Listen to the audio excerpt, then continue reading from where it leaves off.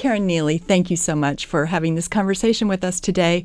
We're so pleased to talk to you about retirement with all of the demographic shifts happening, workplace savings plans changing, the way people work changing, and you're an expert on retirement solutions. Can you tell us a little bit about yourself? Thank you so much for having me. So excited to be here today. I've been in the retirement space for about 2 decades. And what I would say is the first part of my career was really focused on the accumulation. And now I lead our institutional retirement solutions group at Pacific Life. So I have the privilege of leading our pension risk transfer and our defined contribution lifetime income business. So across both our teams, we're really focused on how do we turn promises into lifelong paychecks. You talk about the term three-legged stool, and I'm understanding that term is 100 years old. Talk about longevity, right?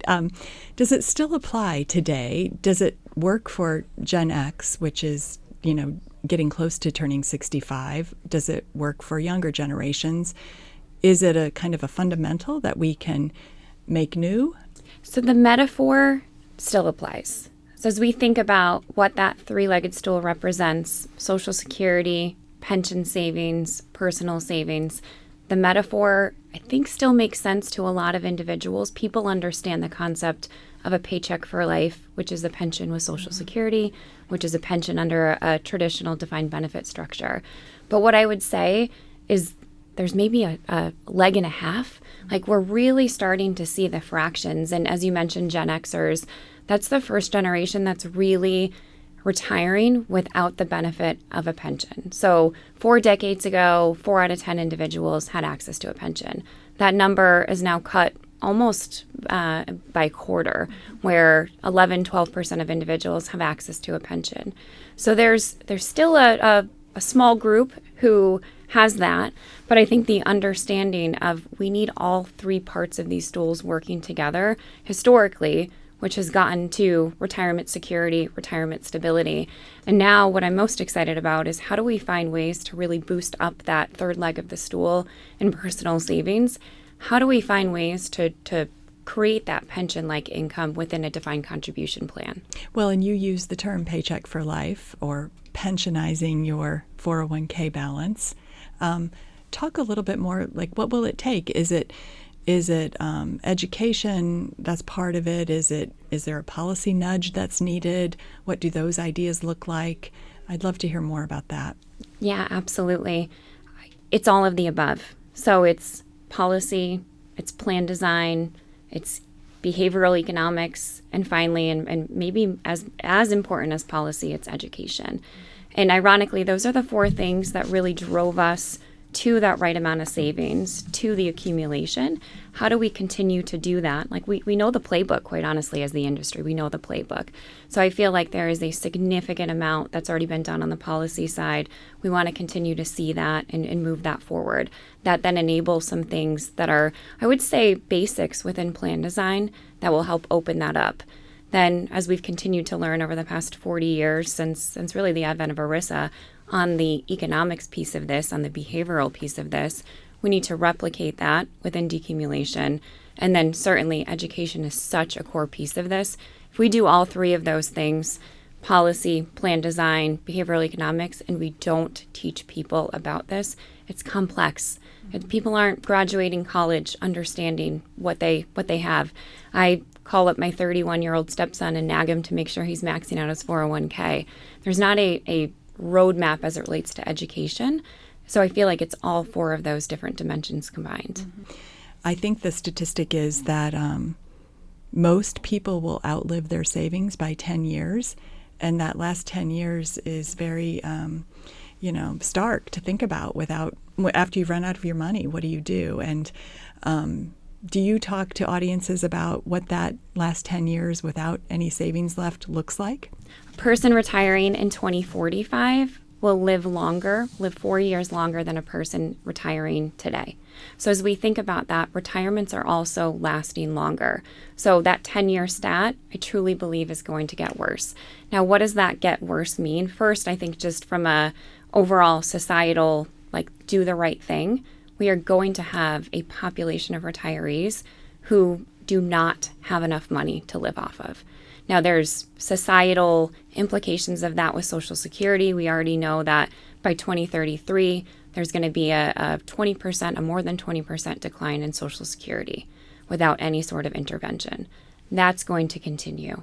As we think about the stress that has on just generational wealth and wealth transfer, those individuals who are now outliving their retirement savings are going to need to live on their family or live on government structures to help support them. And I feel like we have a true onus as this industry, and I would say it's an onus and a privilege to ensure that people are retiring with dignity.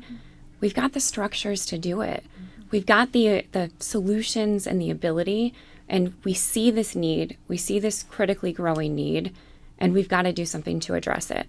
Well, I think the life insurance industry provides tremendous leadership. You do through your company, Pac Life. And how do we capture the attention of public policymakers where you really scale impact beyond what any even extraordinarily large company can do? So one of the wonderful things about retirement is it's bipartisan. I feel like there is universal understanding that we need to do something.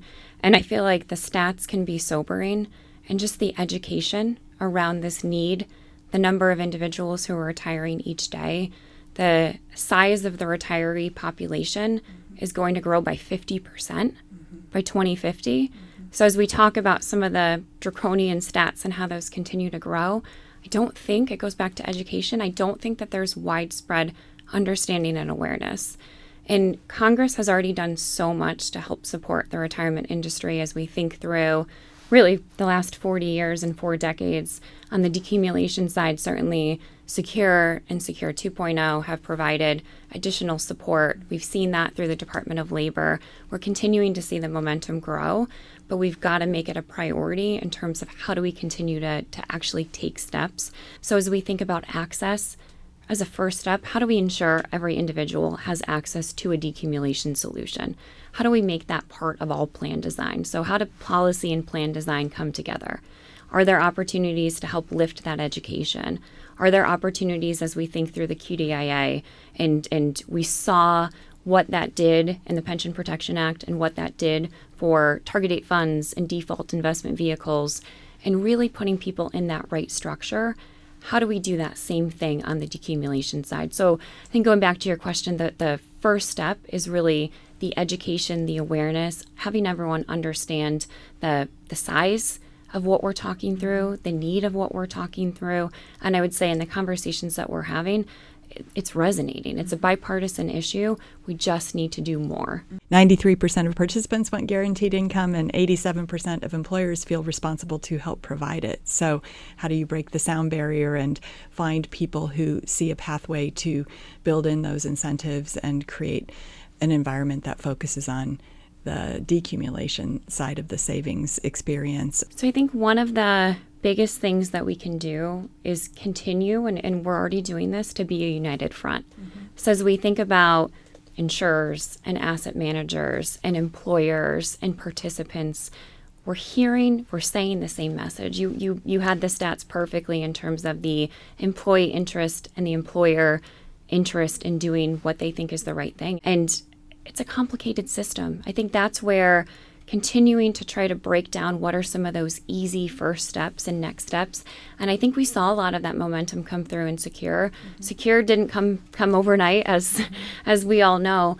How did we take those steps? And I think it's going to be very important as we continue to move, hopefully, to a Secure 3.0, to be very deliberate about what are those next best actions that we can help put in plans. What are those next things that we need to band together to do? But I really think it anchors on that united front of how do we continue to work together to solve this. If we could wrap up, and I ask you to get a little philosophical, and you've already addressed this a little bit, but the stakes are so high. What will we lose as a society if we hold back too much, if we are too hesitant? What are the stakes? Yeah, I think it's a slippery slope, and it's scary as you start to think through that. But if we continue to have a group who outlives their retirement, as I mentioned, that puts societal pressures on structures like Social Security, other government programs. It puts pressure on family members to help provide that quality of life for individuals as they're continuing to live out their retirement. And I think probably most importantly, we will have a population of people who are not able to retire with dignity. And people have worked their entire careers. I think that's what was so appealing and so universally understandable about a pension is you work your entire career and you can take your savings and translate that into a paycheck for life, and you continue to pay yourself throughout retirement. Without that structure, we're going to have individuals who, just as probably alarming as outliving your funds in retirement, is the individuals who are so scared, who are more afraid to outlive their savings than they are actually of death, that they're not enjoying their retirement. And they've got money packed away and they're afraid to touch it because they don't know what is that right drawdown, what is that right amount of longevity risk to put in place, and they're actually not enjoying retirement. And I think as a society that is just as concerning as those individuals who are outliving their savings. Well, there's a lot of data to support what you're saying, and then I can think of two examples in my own family where you have that phenomenon happening, and it's it's not what they worked so hard to be ready for. Right. But it's a natural instinct. One more philosophical question, if you will. So what we're talking about is what needs to happen or opportunities in public arenas, and that policymaking happens led by political leaders. And I always think political leadership is downstream from culture. So if you could pick one cultural shift that you would love to see happen that you think would kind of unlock a bunch of component parts to get to where we need to go with more expansive retirement policy making, what would that cultural shift be? I love that question. And I would anchor on, we are not creating savings plans. We are creating retirement plans. We have done so much to help people save within the institutional world, within the individual world, but we need to really start shifting the overall perspective to what does your retirement look like? And I think even just that paradigm shift will help to change the culture around that, where we're really looking comprehensively. It doesn't mean we're ignoring the savings component, that we still have a savings issue. We still need to continue to do things. And again, it's those same four factors of policy, plan design, behavioral economics, education. We still need to focus on that. But we also, in addition, need to focus on the decumulation. And so how do we get people anchored on what does your retirement look like? What is your monthly retirement payout? What is your paycheck for life? And not just what does savings look like? That's a very powerful construct. Thank you so much. My goodness, this has been a great conversation. We appreciate your time. Thank you for coming to ACLI and sharing these big ideas and specific thoughts about how we can build a better future.